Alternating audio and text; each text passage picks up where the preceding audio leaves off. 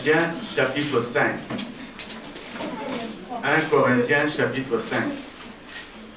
Nous allons rapidement prendre notre Bible dans 1 Corinthiens chapitre 5. 1 Corinthiens chapitre 5. Si nous avons trouvé, nous nous mettons rapidement debout pour lire la parole de Dieu. 1 Corinthiens chapitre 5, et nous lisons le verset 7 et 8. 1 Corinthiens chapitre 5.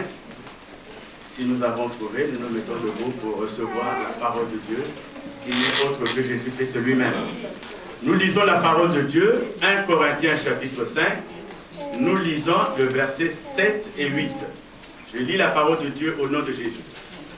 Faites disparaître le vieux levain, afin que vous soyez une pâte nouvelle, puisque vous êtes sans levain, car Christ, notre Pâque, a été immolé. Célébrons donc la fête, non avec du vieux levain, mais avec un levain de malice. Non, avec un levain, avec un levain de malice et de méchanceté, mais avec les pains sans levain de la pureté et de la vérité. Nous relisons. Faites disparaître le vieux levain, afin que vous soyez une pâte nouvelle, puisque vous êtes sans levain, car Christ notre Pâque a été immolé. Célébrons donc la fête, non avec du vieux levain, non avec un levain de malice et de méchanceté, mais avec les pains sans levain de la pureté et de la vérité. Amen. Amen. Seigneur, nous recommandons cette parole entre tes mains. Tu es le seul garant de cette parole. Fais, Seigneur, qu'elle déclenche en chacun de nous ce que tu as prévu pour cette fête de Pâques. Amen. Béni soit ton nom. Dispose nos cœurs au nom de Jésus. Amen. Amen. Le titre de notre message, c'est Christ, notre Pâque. Christ, notre Pâque. Christ, notre Pâque.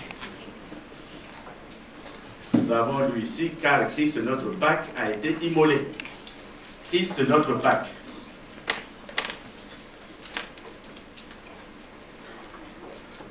Alléluia. Amen. Alléluia. Amen. Est-ce qu'on peut lever la main vraiment si on est dans la joie? C'est pas n'importe quel jour aujourd'hui, c'est le jour de Pâques. Alléluia. Amen. Alors, bien aimés, je vous décevrai pour vous dire d'abord dans un premier temps que depuis avant ce dimanche, nous avons assisté à beaucoup de publicités qui passent. On assiste à une ébullition commerciale où on nous parle du chocolat, où on nous parle des œufs, où on nous parle de plein de choses. Il y a même des crédits qui nous sont proposés à des taux concurrentiels. Il y a des crédits, on peut prendre des crédits, on peut prendre cela. À la veille de Pâques, nous assistons à beaucoup de choses, des chocolats. Vous allez dans les grandes surfaces, vous trouvez des chocolats. Vous allez dans les grandes surfaces, vous trouvez des œufs.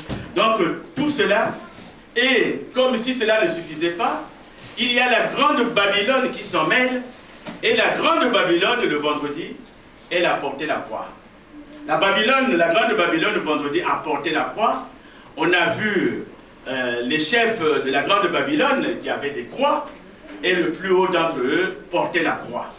Non seulement qu'il a été le seul à porter la croix, mais il y a des pays comme le Mexique et d'autres pays où les gens ont été flagellés, où on a flagellé des gens, et tout simplement en souvenir d'eux. Je voudrais tranquillement vous dire que nous ne parlons pas de cette Pâque-là. La Pâque-là, où il y a des vendredis saints, où il y a la croix qu'on porte, où il y a des gens qu'on flagelle, où il y a des chocolats, où il y a des œufs, nous ne parlons pas de cette Pâque. Tu dis à ton frère, nous ne parlons pas de la Pâque commerciale. Tu dis à ton frère, nous ne parlons pas de la Pâque commerciale. Notre Pâque n'est pas celle-là. C'est pas celle-là. En tout cas, le chocolat, tout, et on voit le patron de la Babylone avec une croix. Vous savez, la parole de Dieu, elle est très subtile. Quand on dit que chacun porte sa croix, cela ne veut pas dire qu'on ira se faire flageller. Cela ne veut pas dire qu'on va se faire tirer, qu'on va se faire... Non, cette Pâque-là n'est pas la nôtre. Nous voulons parler de la vraie Pâque. La vraie Pâque, en tout cas, celle qui a commencé en Égypte, toujours après la sortie d'Égypte, s'est poursuivi jusqu'au dernier repas de Jésus qu'on appelle le repas du Seigneur, et que nous perpétuons aujourd'hui, parce que tout à l'heure nous allons passer à la table du roi, nous parlons de cette Pâque qui est vraiment spirituelle. Alors la Pâque qui est spirituelle, ici quand nous lisons le texte nous dit de faire disparaître le vieux levain, afin que nous soyons une pâte nouvelle. Et on nous dit que notre Christ, notre Pâque a été immolé. Nous devons célébrer cette fête-là en nous disant que Christ a été immolé, en nous disant que Christ a été sur la croix, Christ est allé séjourner dans le royaume des morts, il a séjourné là-bas et Christ est ressuscité. Alors pour comprendre, parce que beaucoup ne savent pas l'historique même de la Pâque, nous allons dans Exode chapitre 12. Exode, c'est le 3e livre de la Bible. Nous allons rapidement dans Exode chapitre 12. Exode chapitre 12. Je vous laisse le soin de tout lire quand vous aurez du temps à la maison. En tout cas, c'est un chapitre à lire entièrement. Exode chapitre 12. Si vous le lisez entièrement, en tout cas, vous comprendrez un peu plus ce qu'est la Pâque. Donc, il se passe un événement, c'est que les enfants d'Israël, qu'on appelle encore les Hébreux, sont en esclavage en Égypte. Cet esclavage dure 430 ans. 430. Ça fait beaucoup. Pendant 430 ans, les Hébreux sont en esclavage en Égypte. Ils sont en esclavage en Égypte.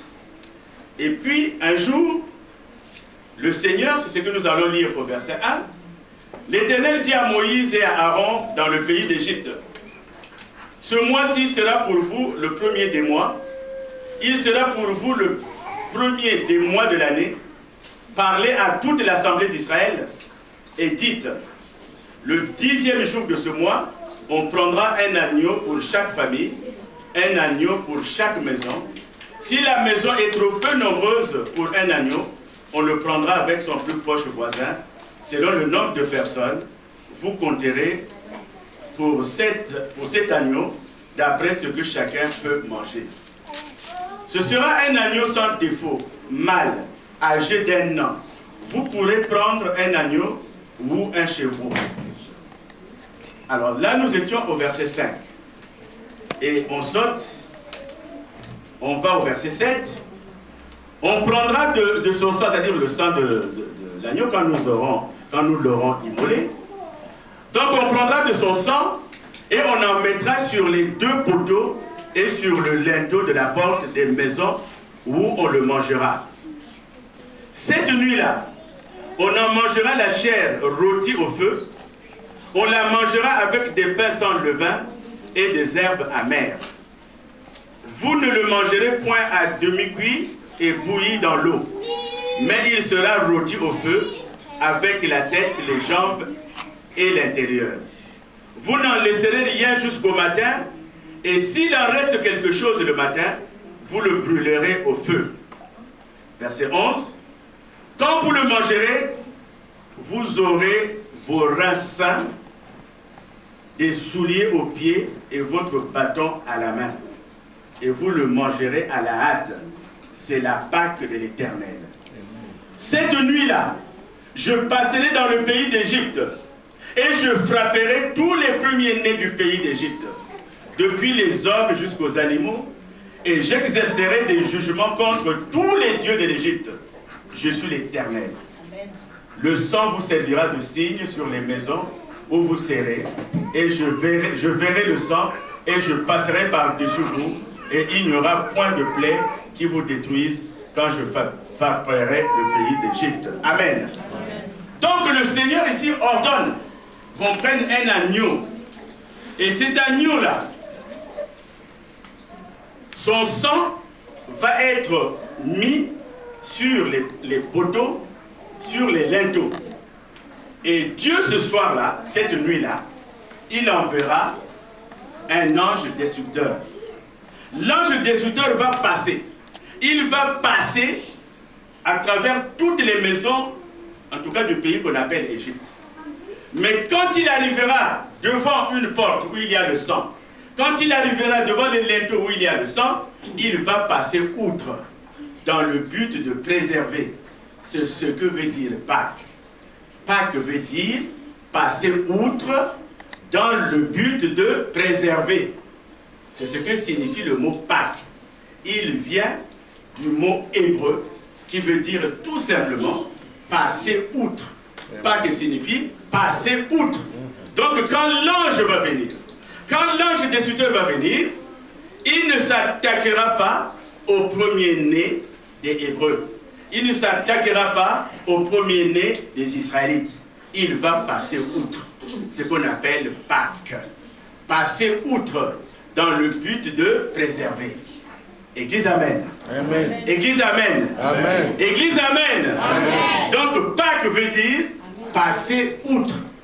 C'est-à-dire ne pas punir, ne pas tuer. Je passe outre dans le but de préserver. Voilà ce que veut dire le mot Pâques. Alors cette première Pâque, c'est-à-dire cette première Pâque qu'ils vont consommer, et puis d'ailleurs avant que je parle même de la Pâque à proprement parler, vous remarquerez qu'il y a deux orthographes de Pâques. Il y a Pâques qui s'écrit avec E à la fin, et il y a Pâques qui s'écrit avec S. Alors il y a de quoi nous demander pourquoi le même mot a deux orthographes. Pourquoi il y a deux orthographes? Il y a deux fois. Ici nous lisons Pâques avec E, mais quand nous voyons un peu partout, nous voyons Pâques avec S. Bien. Je ne rentrerai pas dans l'explication très profonde parce que on serait dans un cours de théologie. Je vous dirai tout simplement que la Pâque avec E, c'est celle qui est instituée par l'Éternel, à laquelle Jésus prenait part tout le temps qu'il a vécu. Tout le temps qu'il a vécu, il prenait part à cette Pâque-là. Et la nouvelle Pâque avec S, c'est celle que le Seigneur va instituer en dernier repas avec ses disciples. Parce que beaucoup de choses vont changer. Beaucoup de choses vont changer au repas pascal. Alors, c'est la seule chose qu'il faut retenir. En d'autres termes, on dit encore plus simple, on dit que Pâques sans S, c'est la Pâque des Juifs. Les Juifs utilisent cette Pâque-là. Eux, ils ne mettent pas S. Mais nous, chrétiens, notre Pâque a S. C'est l'explication la plus simple. Donc la Pâque juive avec E, la Pâque chrétienne avec S. Pourquoi? Parce que nous allons voir dans le déroulement même de la Pâque, il y a quelque chose qui va changer. Jésus va changer les choses. Alors prenons cette Pâque-là, et puis on l'appelle encore la fête des pains sans levain. Cette Pâque-là, on dit, dans le temps, on l'appelait la fête des pains sans levain. C'est la même Pâque. Alors donc cette Pâque-là, la première, elle est pourquoi? Elle est en souvenir de cette nuit où les enfants d'Israël vont sortir de l'Égypte. Parce qu'ils sont restés 430 ans. Au moment où ils vont sortir dans la précipitation. Et pour remercier le Seigneur, il y a cette Pâque qui est instituée. Cette Pâque qui est instituée, que nous allons rapidement voir. Alors, elle se composait de quoi? Elle se composait d'un rôti d'agneau ou de chevreau. Un rôti d'agneau ou de chevreau. Le sang qui était répandu invoquait la protection et la délivrance.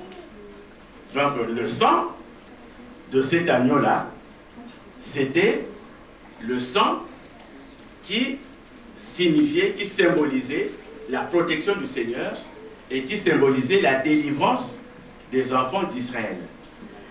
Le pain sans levain, en ce temps-là, ça signifiait, ça symbolisait la précipitation avec laquelle les enfants d'Israël sont sortis. C'était dans la précipitation, ils n'ont pas eu le temps de terminer la préparation de leur pain. Le levain n'avait pas encore monté, qu'ils sont sortis. Alors donc, le sang levain, dans la première Pâque, expliquait cela. Ils sont partis dans la précipitation. Alors, cela voulait tout simplement dire que le pain, ils ne l'avaient pas levé, ils sont partis avec.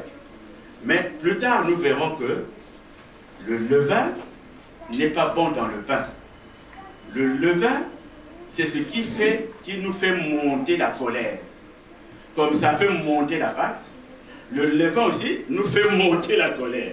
C'est pour cela que le jour de la Sainte Seine, nous prenons du pain sans levain. Mais nous verrons dans la deuxième explication. Donc pour eux, la première explication était tout simplement la précipitation dans laquelle ils sont sortis. Ils étaient pressés, il faut qu'ils partent. Ils n'ont pas pu achever la préparation du pain. Ils sont partis avec, c'est-à-dire sans le levain. Il y avait une troisième chose aussi, c'était les herbes amères. Les herbes amères symbolisaient les souffrances. Les souffrances qu'ils ont vécues en Égypte. Parce qu'un peuple qui est en esclavage pendant 430 ans, c'est quand même beaucoup. Beaucoup, ça fait des générations. Donc, tout ce dont ils ont souffert en Égypte était symbolisé par les herbes amères. Aujourd'hui, nos frères, si on peut les appeler ainsi juifs, eux, ils passent la Pâque comme cela. C'est-à-dire, ils prennent du rôti et le sang de l'agneau, pour eux, c'est la délivrance qu'il y avait eu, la protection qu'il y avait eu. Le pain, c'est la précipitation avec laquelle ils ont quitté. Et les herbes amères, c'est ce dont ils ont souffert à la sortie, qu'ils ont souffert en Égypte. Voilà donc cette première Pâque, et son autographe, c'est avec eux. Cette première Pâque-là. Bien. Alors on va passer rapidement à ce qui va se passer avec Christ. Christ, jeune, allait à cette Pâque-là. Il mangeait le rôti, il mangeait les herbes. Mais au moment de s'en aller, il va prendre un dernier repas avec ses disciples. Ce repas, c'est ce que l'apôtre Paul appelle le repas du Seigneur. Il va prendre un dernier repas avec ses disciples. Et si vous voulez vous plonger dans cette écriture-là, comment il va prendre ce repas, vous pouvez aller dans Matthieu 26, verset 26 à 39 ou à 29. Il y a Marc aussi qui en parle. Marc 14, verset 22 à 25. Il y a Luc aussi qui en parle, du verset, chapitre 22, du verset 17 au verset 30. Luc en parle aussi. Alors il y aura toujours le sang de l'agneau. Mais cette fois-ci,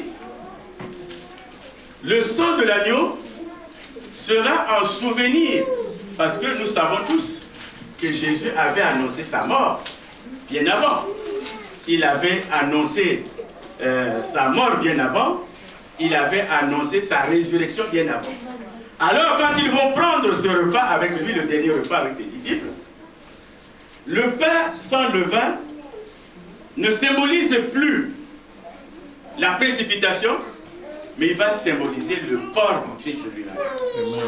Le corps du Christ lui-même. Donc quand tu prends du pain, tout à l'heure tu vas prendre du pain, mais ce pain-là pour toi, par la foi, représente le corps de Christ. Parce qu'il dit quelque part, si vous ne mangez pas ma chair, ça avait scandalisé ceux qui n'avaient pas la révélation. Donc cette chair dont il parlait, aujourd'hui c'est ce pain que nous mangeons le jour de la Pâque. Alors donc aujourd'hui le pain sans levain symbolise le corps de Christ. Et le sang de l'agneau, parce que notre agneau pascal, c'est Jésus-Christ. Je voulais dire par là qu'il n'est pas question que nous partions acheter un agneau, que nous le tuions comme font certaines gens. on va les purer de son sang. Non. Pour nous, pour la Pâque, nous avons déjà un agneau. Cet agneau, c'est Jésus. C'est Jésus qui s'est donné pour nous. Donc le sang c'est un sang qui est tout simplement symbolique. Ce sont des choses que l'on ne peut voir qu'avec la foi. Si vous n'avez pas la foi et qu'on parle du corps, que je prends du pain sans levain, et ce pain que je prends, c'est le corps de Jésus, vous n'avez pas la foi, vous ne verrez absolument rien. Vous ne comprendrez rien. C'est avec la foi qu'on découvre ces choses-là. Mais la foi, la parole dit que Dieu donne la foi. C'est-à-dire quand vous n'avez pas la foi, il faut la demander à Dieu. Et pour avoir la foi, il n'y a pas de miracle à faire. C'est tout simplement passer un temps dans la prière. Passer un temps dans la lecture de la parole. Restez en tout cas connecté avec Jésus. Vous lisez la parole. Vous fermez vos oreilles contre ceci, contre cela. C'est ainsi que votre foi va grandir. Et la parole nous dit dans Romains que la foi vient de ce qu'on entend. Et ce qu'on entend vient de la parole de Dieu. Ça doit être Romains 10, je crois, verset 17. Donc la foi, c'est en écoutant la parole de Dieu. La foi, c'est en lisant la parole de Dieu. Et vous allez grandir dans la foi. Vous allez grandir dans la foi. Donc par la foi, on voit bien que le pain que nous mangeons n'est plus cette précipitation, mais c'est le corps de Christ. Et le sang, c'est-à-dire le vin, parce que nous allons prendre du vin. Le vin, en tout cas les gens s'attachent au mot vin, mais vous savez, c'est tout produit de la vigne, et d'ailleurs lui-même va le dire. Tout produit de la vigne, tout produit de la vigne. Vous savez, il y a beaucoup de lapsus, et chaque traduction est une trahison. Lui, au fait, il voulait parler du produit de la vigne. Et beaucoup d'églises ont adopté la Sainte Seine avec du jus de raisin. Le jus de raisin, c'est aussi un produit de la vigne. Et d'ailleurs, pour faire du vin, c'est le raisin qu'on fermente pour que ça devienne du vin. Donc, dans la nature, la première nature, c'est le raisin. Mais quand vous le fermentez, quand vous le laissez longtemps, il s'endurcit et il devient du vin. Donc, nous le prenons à sa genèse même. Donc, on n'est pas hors la loi, comme disait quelqu'un. Et Jésus va introduire un autre symbole qui est très important. Il n'aura plus les herbes, mais il va introduire un symbole important, le lavement des pieds. Il va introduire le lavement des pieds. Quand vous prenez les passages que je vous ai donnés tout à l'heure, ce jour-là, au cours du repas pascal, après avoir mangé, quand ils ont fini, Jésus s'est levé. Il s'est levé, il a pris quelque chose, aujourd'hui on appellerait ça peut-être serviette, et il a appelé les disciples, il commençait à leur laver les pieds. Vous savez, le lavement de pieds n'a pas été institué par Jésus. Il existait dans les pays là où ils sont au Moyen-Orient, tout. Ça existait pourquoi? C'est-à-dire quand tu rends visite à quelqu'un, vous savez que nos frères de là-bas, ils sont souvent en sandales. Ils n'ont pas de chaussures fermées. Ils sont en sandales, donc quand ils marchent, les pieds se salissent. Et quand tu rentres chez quelqu'un, en tout cas, il y a toujours quelqu'un qui vient te laver les pieds. Et celui qui lavait les pieds n'était pas le premier de la maison, mais c'était le dernier des esclaves. C'était l'esclave le plus petit, l'esclave le plus insignifiant qui lavait les pieds. Église, amen. Amen. Je ne sais pas si vous comprenez à quel point Jésus s'est humilié. Il va faire une tâche. Il va faire quelque chose qui est en principe réservé au dernier de la maison. Vous savez, si vous avez 3 esclaves, il y a le premier des esclaves qui est responsable des esclaves, il a un adjoint, et puis il a le dernier. Donc c'est le dernier qui fait ce travail, même pas le premier des esclaves. Donc Jésus est descendu très bas. Pourquoi? Pour nous montrer que le plus grand de nous tous, c'est celui qui se met au service de l'autre. Le plus grand de nous tous, c'est celui qui se fait tout petit. Amen. Tout petit. Jésus a pris la place de celui qui est le dernier. Pourtant, il avait, en ce temps-là, il n'avait plus que, oui, il avait 12 apôtres. Et Judas était encore là. Oui. Il avait 12 apôtres, lui il était le 13e. Mais il pouvait demander au dernier des apôtres de le faire. Mais c'est lui-même. Et d'ailleurs, quand il va le faire à Pierre, Pierre va dire, mais attends, pourquoi tu me laves seulement les pieds?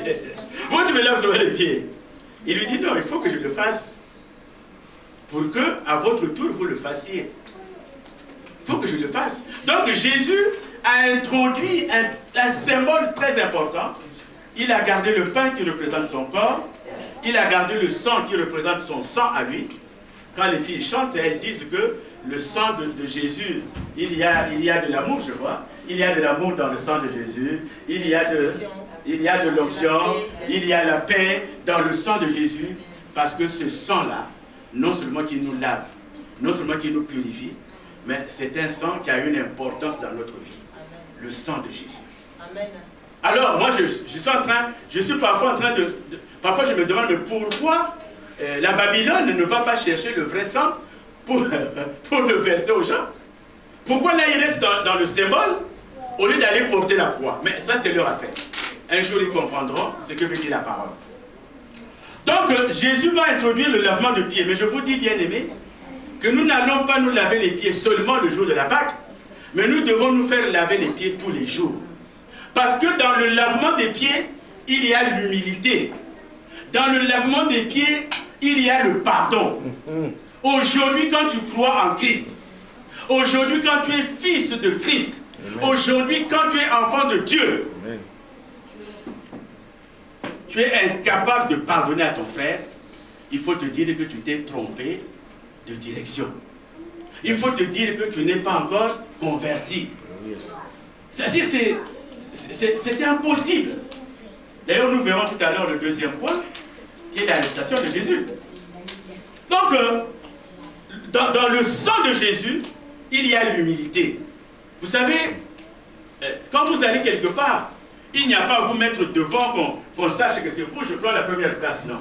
Il est même mieux que vous soyez au fond. Amen. Et que lorsque celui qui vous a invité, vous le connaît, il va dire, ah mon frère, avance.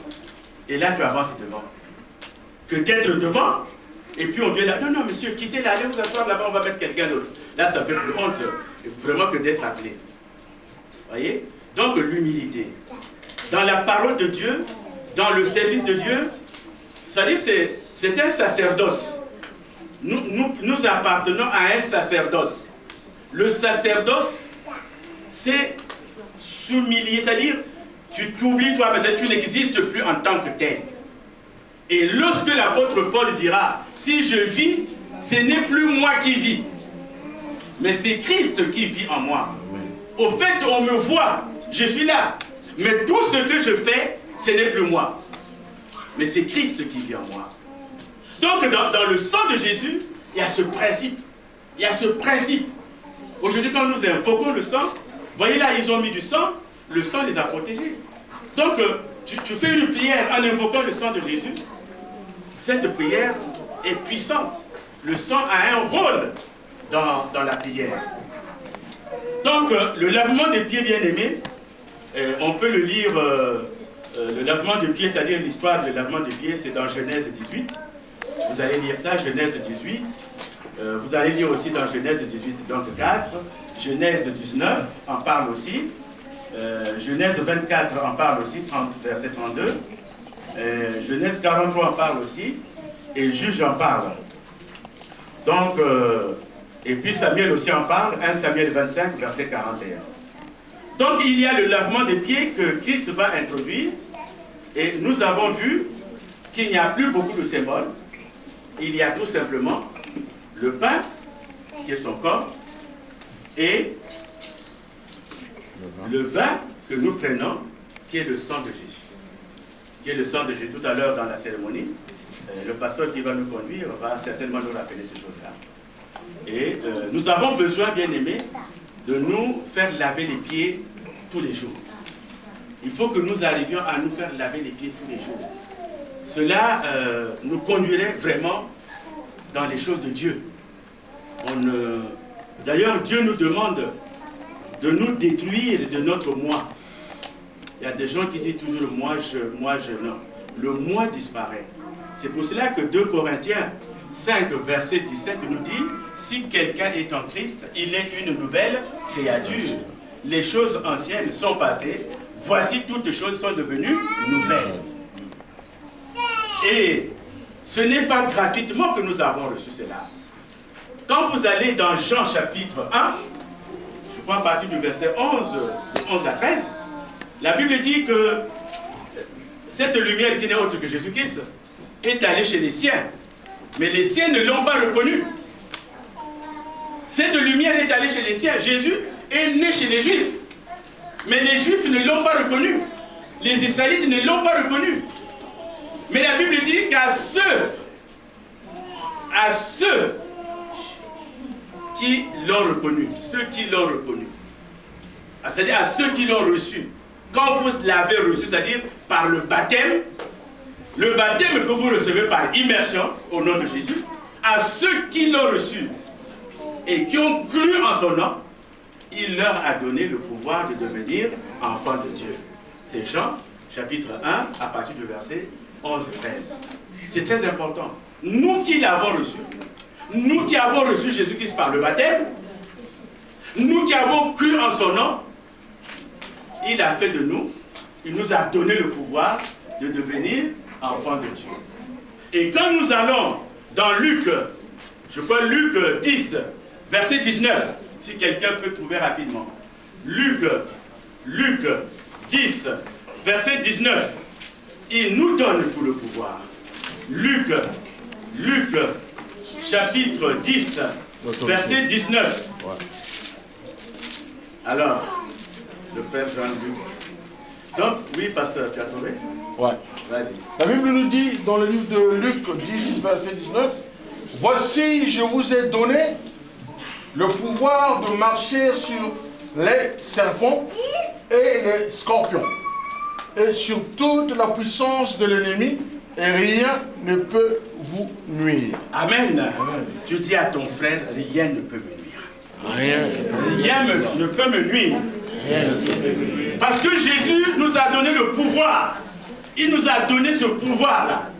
Nous qui l'avons reçu, nous qui avons cru en lui, il a fait de nous des enfants de Dieu.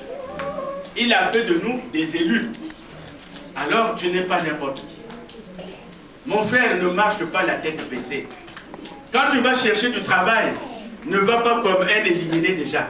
Tu vas chercher du travail, donc tu marches, et quand tu arrives là-bas, non. Il faut avoir le port de tête entier. Parce que tu n'es pas n'importe qui. S'il y a 100 candidats, sois rassuré que tu seras le premier d'entre eux. Parce que tu n'es pas n'importe qui. Église, amen. Amen. Donc à ceux qui l'ont reçu, il leur a donné ce pouvoir-là. Bien, vous savez faire toute l'histoire de la Pâque, ce n'est pas évident. Nous allons assez vite. L'arrestation de Jésus. Pourquoi Jésus est-il arrêté? Ça, c'est une bonne question. Pourquoi ils vont l'arrêter? Pourtant, il ne fait que du bien. Il guérit les malades. Il ressuscite les gens. Mais pourquoi on va l'arrêter? C'est une très bonne question. Jésus arrive dans un monde où il y a déjà les Sadducéens. Il y a les Sadducéens. Qui avait-il encore? Il y avait qui encore? Les pharisiens. Il y avait les pharisiens. Il y avait encore qui? Les scribes. Alors Jésus arrive dans ce monde-là.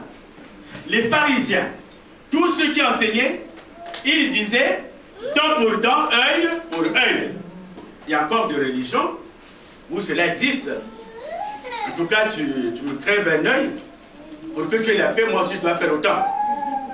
Il y a même des gens dans nos pays, moi je sais dans mon pays, il y a une tribu, quand vous êtes en conflit, lui il a un couteau, il te le plante quelque part, il prend le couteau, il te le donne. Il te plante le couteau, il te donne le couteau. Il attend que tu fasses la même chose. Et quand tu as fait la même chose, maintenant vous pouvez vous battre. Mais quand tu ne fais pas la même chose, tu es une femme. Alors chez nous, on suppose que la femme, c'est celle qui n'a pas de force. Donc, il y a encore aujourd'hui des religions qui prêchent dent pour dent, œil pour œil. Tu m'as injurié, je dois t'injurier. Tu t'es moqué de moi, je dois me moquer de toi. Tu as parlé du mal de moi, je dois parler du mal de toi. Tu m'as critiqué, je dois te critiquer. Jésus est venu avec une doctrine différente. Jésus est venu avec une doctrine différente. Il dira que si on te tapait d'une joue, donne la deuxième joue.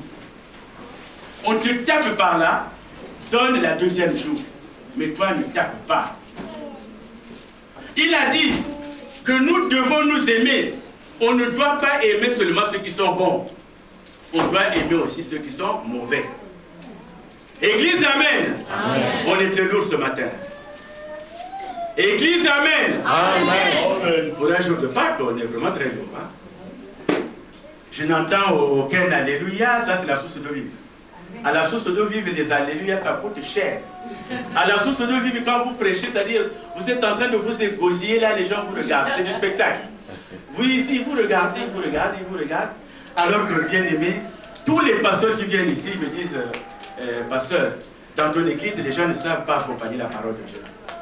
Les gens ne savent pas accompagner la parole de Dieu. Ils ne savent pas dire Amen, ils ne savent pas dire Alléluia, ils ne savent pas dire Alléluia, rien. Ils sont là comme des moutons, ils regardent, ils regardent, ils regardent. C'est dommage, quoi, c'est dommage. C'est dommage. Et mon frère disait dernièrement que Dieu n'a pas besoin d'une église, comment tu disais, de quantité. Hein, mais il parlait d'une église de qualité. De qualité. Il ne parlait pas de la quantité, mais il parlait de la qualité. La qualité, c'est lorsque cette parole-là tu touches, tu te mets debout et tu dis Amen. J'ouvrirai une parenthèse pour vous dire qu'on était dans une église. Il y a un monsieur, il y a un frère qui criait toujours Amen. Dès qu'il entend une parole, il se lève, il dit Amen. Dès qu'il entend, il dit Amen. Et puis ce jour-là, il recevait quelqu'un. Le pasteur l'appelait à part. Il dit mon frère, tes amènes là, en tout cas, c'est pas bon. Aujourd'hui, on va recevoir un étranger, mais si tu restes calme, je vais t'acheter une paire de chaussures. Je te donnerai une paire de chaussures. D'ailleurs, quelle est ta pointure? Le pasteur prend la pointure. En tout cas, si tu restes calme, je t'achèterai une paire de chaussures. Donc, oui, merci, pasteur. Donc, la personne invitée arrive, il entend la parole, il se dit, il pensait à la paire de chaussures. Il avance là. La troisième fois, dit Amen. Tant pis pour la chaussure. Amen. Tant pis pour la chaussure. Alléluia. Est-ce qu'on peut acclamer pour Jésus? Est-ce qu'on peut acclamer pour lui? Vous savez, l'église doit être vivante. Oh yes. L'église doit être vivante. Même aujourd'hui dans les spectacles, quand vous voyez des gens qui dansent, il y a des gens qui sautent. Moi, je vois des églises où quelqu'un part de là-bas en courant, il vient là, Amen. Il dit Amen. Mais nous, en tout cas, ce sont les enfants au contraire qui pleurent. Les mamans laissent les enfants pleurer, les enfants se battent. Non? Les enfants se battent. Là ça fait la maternité. Notre maternité sont les enfants qui pleurent. Eh oui, on ne voit pas les hommes qui bougent. Mais Dieu nous a donné un esprit qui crie Abba Père. Ce n'est pas un esprit de timidité. Si tu penses que c'est bien, tu dis Amen. Amen. Alléluia. Amen. Donc, nous passons à cette troisième partie. Cette deuxième partie. Pourquoi Jésus a-t-il été arrêté? Il a été arrêté tout simplement parce qu'il a mené une doctrine d'amour. Quand nous allons dans 1 Corinthiens 13, à partir du verset 4, il parle de l'amour. L'amour qui supporte tout. L'amour qui pardonne. L'amour qui pardonne. L'amour qui supporte tout. L'amour n'a pas de vengeance. L'amour, il y a le pardon. C'est-à-dire, il parlait d'amour. Et de véritable amour. Il parlait d'amour. Les autres se sont dit, ah non, non, non, non. Il est en train de nous perturber. Rien que pour ça. Et surtout, le jour de sabbat, il guérissait des gens. Alors que chez eux, le jour du sabbat, on ne pouvait pas guérir quelqu'un qui était malade. Il guérissait les gens, ils se sont dit non, mais il travaille, il a un démon. Il doit être avec baseball, etc. Il a un démon. Et surtout quand il va dire qu'il est le Fils de Dieu, alors là, il avait déjà scellé son sort. Et ils vont l'arrêter. Ils vont l'arrêter. Nous connaissons l'histoire de son arrestation. Il est au mont Gethsemane quand il est en train de pleurer, quand il est en train de méditer, et là il voit son arrestation, il voit ce qu'il va subir, et c'est là qu'il va s'écrier, Père, pourquoi m'as-tu abandonné? Mais ce n'est pas Jésus qui parlait, c'était la chair qui était en lui qui parlait. Pourquoi m'as-tu abandonné? Et à un moment donné, il y a un ange qui va descendre pour le fortifier. Et là, il dit, ce n'est pas ma volonté, mais que ta volonté se fasse. Il s'est soumis à la volonté de son Père. C'est ainsi qu'il est arrivé à Jérusalem. À Jérusalem, il avait averti ses disciples que je serais arrêté, que je serais tué. Mais n'ayez nulle crainte, je vais ressusciter dans 3 jours. Alors, pour ceux qui prennent des références, Jésus a été jugé en extrême urgence. Il a eu droit à 6 jugements. 6 jugements en une nuit. Il a d'abord été jugé devant Anne. Anne, ce n'est pas un homme, c'est une femme. C'est le beau-père du souverain sacrificateur Caïphe. Jean chapitre 18, versets 12 à 13. Deuxième jugement devant le souverain sacrificateur Caïphe. Matthieu 28, versets 57-58. Après, auprès du collège des anciens du peuple, des principaux sacrificateurs et des scribes. Luc chapitre 22, versets 66 à 71. Devant Pilate une première fois, Marc verset 15, 1 à 5. Devant Hérode, Luc verset 23, non, chapitre 23, versets 6 à 12. Et de nouveau devant Pilate, Matthieu 27, versets 15 à 25. Donc il a eu droit à un jugement en extrême urgence, comme s'il était un malfaiteur. Vous savez, même les gens qui commettent des attentats, on ne les juge pas en une nuit. Mais lui, il a été jugé en une nuit et 6 fois. Partout où il passait, le jugement a été clair et net. Il était condamné à la crucifixion. Il devait être accroché au bois. En principe, ça c'est réservé pour les malfaiteurs. Et il devait mourir. C'est ce qui s'est passé. Ils l'ont amené au mont des crânes, qu'on appelle le mont Golgotha. Il est arrivé au mont Golgotha. La Bible dit qu'à côté de lui, il y avait 2 malfaiteurs. Alléluia! Amen. Alléluia! Amen. Il est vivant! Il est vivant! Il est vivant, Jésus! Il est vivant! Il est vivant, Jésus! Il est vivant! Adorons-le! Oh, adorons-le! Amen! Louons-le! Alléluia! Jésus est vivant! Le roi des rois, c'est Jésus! Le roi des rois! Le roi des rois, c'est Jésus! Le roi des rois! Alléluia! Amen! Tu dis à ton frère, à ta soeur, je vais bien ce matin. Je vais bien ce matin. Si je dors, tu me réveilles. Si je dors, tu me réveilles. Là, c'est Satan qui vient me chercher. Alléluia! Alors nous allons continuer. Donc Jésus est arrêté en extrême urgence. Il l'amène au mont Golgotha, le mont des crânes. Et là-bas, il est accroché au bois, qui était la sentence réservée aux malfaiteurs. Donc Jésus a été accroché là-bas. Il a été accroché et après 3 heures de supplice, il s'adresse au Père. Il lui dit, tout est accompli. Il lui dit, je te rends mon âme. Jésus est mort. La mort a été constatée par tout le monde. Et dès qu'il est mort, autour de lui, les pharisiens, les sadducéens, les scribes, en tout cas, il riait à belles dents. Voilà! On va voir maintenant comment il va ressusciter. Il avait promis qu'il va ressusciter, on va voir. On ne permet pas aux disciples de prendre le corps. Parce que le corps, il faut bien le garder. On va prendre des militaires pour garder la tombe où est Jésus. On va mettre une grosse pierre que 10 personnes ne peuvent pas pousser. Une grosse pierre. On met la grosse pierre. Jésus est là. Le premier jour, je ne sais pas s'il y avait du champagne. Bon, ça c'est moi, c'est pas la parole de Dieu. Mais le premier jour, certainement pour les gens qui savent du champagne, il y en avait. Oh là là. Ah, voilà. Celui-là qui non, c'est fini, hein. Là, c'est fini. On a réussi à l'envoyer là-bas, c'est fini. Et qu'est-ce qui va se passer chez les disciples? C'est la débandade. C'est la débandade. D'ailleurs, il ne faut même pas attendre que Jésus soit mis dans un caveau. C'est la débandade, ils vont tous fuir. Et Pierre va même reprendre son ancien métier. Il redevient pêcheur de poissons, alors que Jésus l'avait pris comme pêcheur des hommes. Pierre repart dans son métier. Et quand le Seigneur reviendra, il va le trouver nu. Dès qu'il il va se plonger dans l'eau pour se cacher. Donc, c'est la débandade.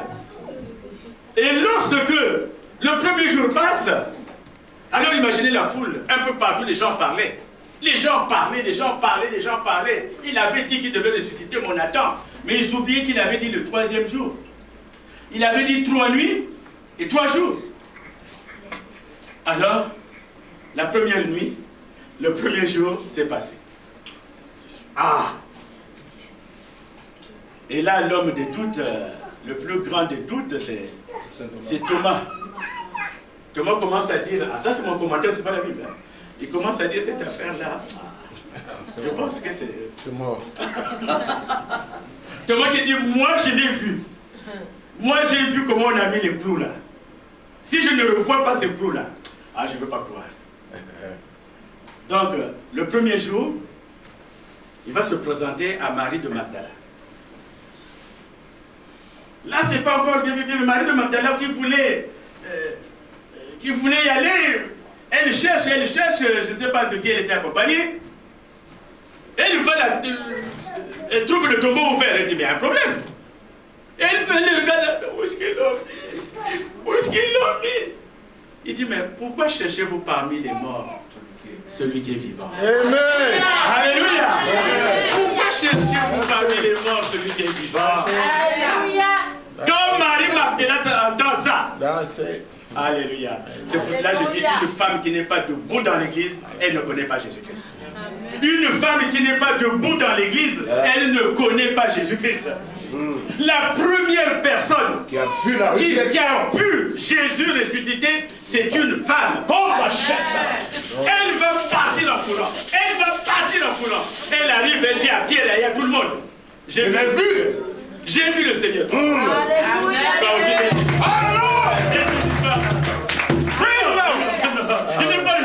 C'est pas que tu l'as pas.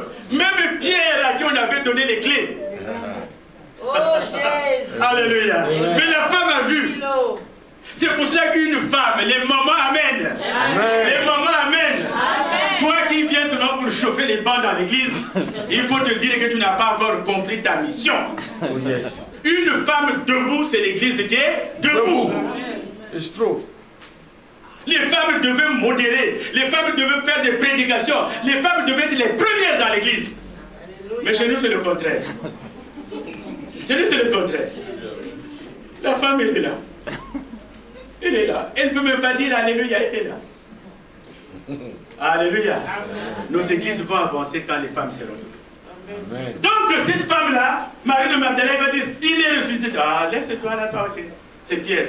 Allons voir. Moi, on dirait que c'est vrai. Mais, attends, mais qui a roulé la pierre qui était là? Un seul ange. Qui a roulé la pierre qui était là? Alléluia. Amen. Qui a roulé cette pierre-là? Alléluia. Et les soldats disent non, mais ils sont venus rouler la pierre. Ils l'ont sorti. Pierre commence à se dire, mais cette affaire-là, c'est vrai. Il commence à douter, mais il repart de là où il se retrouve encore. Et Jésus arrive. Mais il n'y a pas Thomas. Il arrive. Dès qu'il le voit, ah, c'est le Seigneur. Ils sont tous ensemble. Il les salue. Il les visite, il s'en va, il repart. Et quand Thomas revient, on lui dit, on a vu le Seigneur. Ah, laissez-moi vous histoire, le Seigneur là. Laissez ça, laissez ça. Moi, je l'ai vu là. On l'a bien accroché. Là, j'ai vu les coups. Il revient. Non, non. Ça sont vos histoires. Moi, je ne peux pas croire. Quelqu'un a enfoncé une épée dans sa patrie. Voilà. Moi, je ne peux pas croire. Thomas dit, je ne peux pas croire. C'est ça la Pâque, bien aimé. La Pâque, c'est cette belle histoire de Jésus. C'est pas le chocolat. Donc, Moi, je ne peux pas croire. Et puis une autre fois, ils sont là. La porte n'est pas ouverte, hein, mais il entre à travers la porte. Il passe. Parce que lui, il est le maître de tout. Il est le maître de toutes choses. Il n'a pas besoin que la porte soit ouverte pour qu'il entre. Aujourd'hui, pour entrer dans ton cœur, il n'a pas besoin d'une porte. D'ailleurs, il te dit, il frappe devant toi. Ouvre seulement ton cœur. Alléluia. Alors Thomas reste là. Et ce jour-là, Thomas est témoin. C'est le Seigneur. Quand il l'a vu, il dit, ah mon Seigneur. Il dit, mais Thomas, regarde ma main. Il dit, ah oui. Ah, tu voulais voir mes côtes, regarde mes côtes. Regarde mes côtes. Ah oui, Seigneur. Mais Thomas, tu crois parce que tu as vu? Tu crois, Thomas, parce que tu as vu? Heureux ceux qui ont cru sans voir. Alléluia. C'est toi et moi. Nous qui n'avons pas vu, mais nous avons cru. Est-ce qu'on peut acclamer pour nous? Alléluia. Nous sommes ceux qui n'avons pas vu, mais nous avons cru. Thomas, tu crois maintenant parce que tu as vu. Tu as vu que tu crois. Heureux ceux qui n'ont pas vu, mais qui croient. Et eux qui croyaient terminer l'histoire de Jésus, c'était le début de l'histoire de Jésus. C'était l'histoire de Jésus qui commençait. L'histoire de Jésus commençait. Eux, ils croyaient que c'était la fin. Eux, ils croyaient qu'en le mettant dans le tombeau, il serait là. Il y a d'autres leaders aujourd'hui, compris par-ci, par-là. Ils sont morts et on va sur leur tombe, on voit des os. En tout cas, le seul tombeau qui est ouvert, c'est celui de Jésus-Christ. Dernièrement, ils ont envoyé des savants. Les savants sont allés là-bas avec les ADN. Les savants ont cherché avec les télévisions, avec ceci. Ils ont cherché. Ils sont allés voir la famille de Jésus. Ils ont vu les ancêtres de Jésus. Ils ont tout vu. Ils ont fouillé. Ils ont fouillé. Ils sont restés là. Ils ont cherché par les mais ils n'ont rien trouvé. Parce que celui qui était là, il est vivant. Alléluia. Amen. Parce qu'il est vivant. Alléluia. Ressuscité. Le ressuscité. Amen. Donc la résurrection de Jésus nous apporte quoi? La résurrection de Jésus nous apporte l'espérance. L'espérance. Nous sommes convaincus que nous aussi, quand nous allons mourir, nous allons ressusciter. Yes. Nous sommes déjà dans la nouvelle Jérusalem, qui n'est pas en Israël, mais qui est dans notre cœur. Amen. Qui est dans notre cœur. Mon frère, ma soeur, si jusque-là tu croyais que Jésus n'est pas ressuscité, je te rassure qu'il est ressuscité. Amen. Parce que il n'y a pas que les apôtres qui l'ont vu. En tout cas, il s'est présenté, il est apparu, même chez les, comment on appelle les gens d'Emmaüs, qui marchaient. Jésus s'est présenté à eux. Il s'est présenté à près de 7 ou 9 occasions comme ça, le Seigneur Jésus. Il est vivant, il est ressuscité.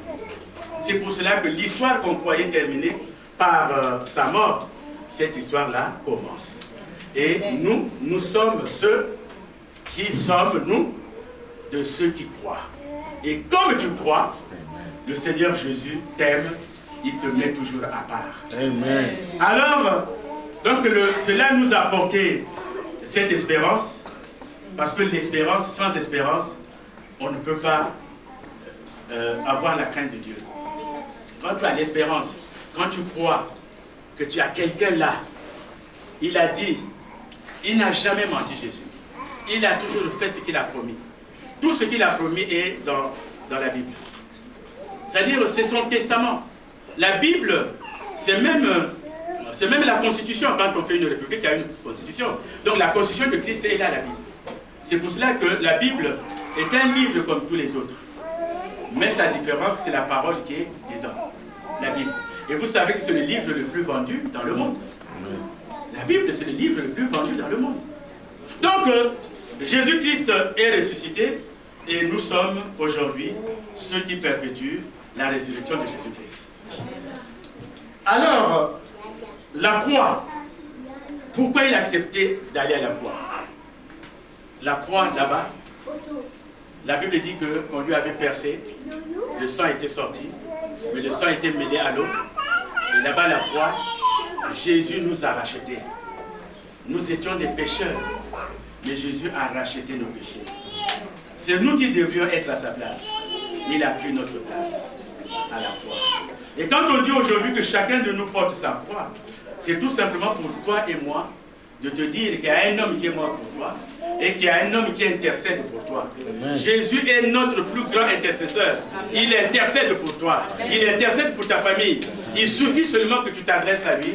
En tout cas, il te dira toujours présent. Jésus, donc, a ramené, c'est-à-dire c'est le seul interprète. N'allez pas voir un autre interprète entre Dieu et toi que Jésus. C'est le seul médiateur. Celui qui fait la médiation entre Dieu et nous. C'est le seul médiateur. Si le marabout te propose un autre médiateur, c'est ton problème. Mais le médiateur réel, c'est Jésus-Christ. C'est le seul. Amen. Il n'y a pas un autre médiateur. Alors, bien aimé, pour couper court, parce que ça nous prendrait du temps, nous dirons tout simplement, on retient quoi de tout cela? Nous, la Pâque, c'est d'abord le rachat. C'est le salut que Jésus nous a donné. Maintenant, nous avons le salut gratuitement. Aujourd'hui, quand tu veux demander quelque chose chez un marabout, je ne sais pas ce qu'il va te prendre. Mais Jésus te donne la vie gratuitement. Amen. Le renouvellement est gratuit. Il est gratuit.